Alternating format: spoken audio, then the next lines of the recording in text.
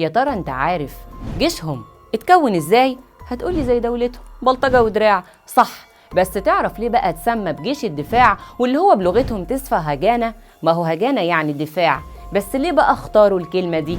الكلام على الهجانة.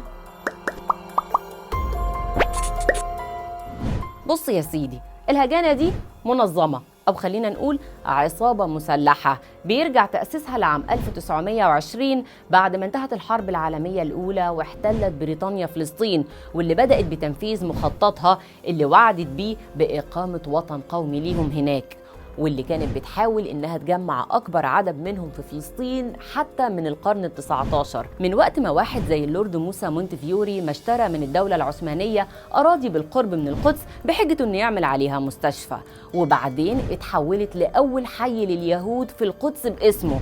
وبالرغم من ان الدولة انتبهت للخطر ده واصدرت قانون يمنع توطين اليهود فيها او بيع الاراضي للاجانب، الا ان بريطانيا وعلى مدار سنين طويلة نجحت انها تضغط وتستخدم كل الطرق والوسائل انها تسربهم ليها، لحد ما وصل عددهم حسب التقارير في عام 1917 لحوالي 85,000. ومع الانتداب البريطاني بدأ فصل جديد في الموضوع بتسهيل هجرة اليهود لفلسطين بكثافة أكبر وطرد الفلسطينيين من بيوتهم وقراهم وارتكاب المجازر.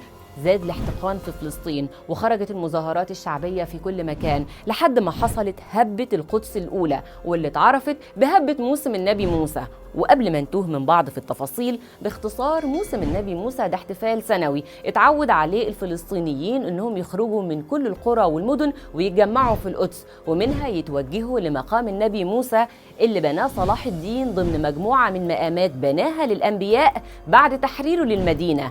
بس عام 1920 كان الموضوع مختلف، تحديدا بعد ما اعتدى اليهود على وفد مدينة الخليل وحصلت اشتباكات ما بين الطرفين، ودخلت القوات البريطانية وفتحت النار على الفلسطينيين. ومع ازدياد المقاومة شاف البعدة ان هم يعملوا مجموعة مسلحة منهم فيهم سموها الهجانة بعيد عن الجيش البريطاني، واللي اشتغلت بشكل موسع وبقوة السلاح على طرد أصحاب الأرض منها وتوطين مهاجريهم الجدد فيها. وعملوا نقاط تفتيش داخل الأراضي الفلسطينية علشان يجمعوا الذخيرة والسلاح والمؤن الغذائية. مش بس كده، ده انضم ليها عدد كبير من الجنود اليهود السابقين في الجيش البريطاني، واللي منهم جوزيف هيشت اللي قاد المنظمة دي 10 سنين، بس كان شايف ان دورها ما ينفعش انه يقتصر على المستوطنات اللي بيعملوها بالقوة وحمايتها، فبدأ بتدريب أفرادها تدريبات عسكرية مكثفة وعمل مصانع سرية للقنابل والمتفجرات. معروف كمان عن الهجانة الانشقاقات اللي حصلت جواها واللي خرجت منظمات أكتر تطرف في إجرام زي منظمة الإرجون بقيادة مناحيم بيجن. وقتها كانت الهجانة بتصرح وتستنكر إجرام التانيين، بس بعدين بيجن قال في كتاباته إنهم كانوا موزعين الأدوار بينهم، واحدة تقتل والتانية تشجب وتستنكر. واخد لي بالك انت؟ ما علينا. وبالرغم من ان بريطانيا كانت الداعم دايما ليهم، الا انه حصل بينهم فترات توتر، زي لما تظاهر بريطانيا انها استجابت للمطالب الفلسطينية مع اتساع الثورة وقالت انها هتحد من هجرة اليهود، من ناحية تضمن تهدئة العرب ومن ناحية تانية تتفرغ للحرب العالمية التانية.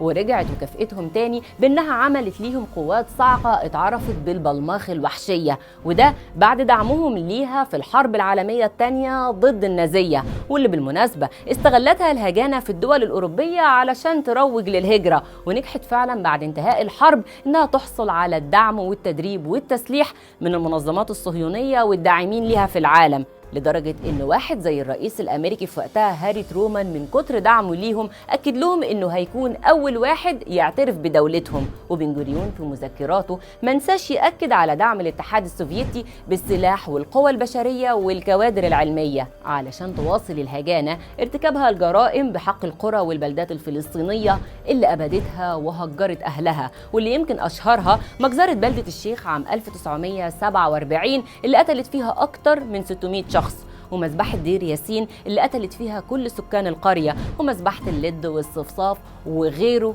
القايمة طويلة، إجرام طال حتى أشد الداعمين ليها بريطانيا. ما هو السحر لازم ينقلب على الساحر لما ادعت المنظمة إن بريطانيا بتأيد الهجرة.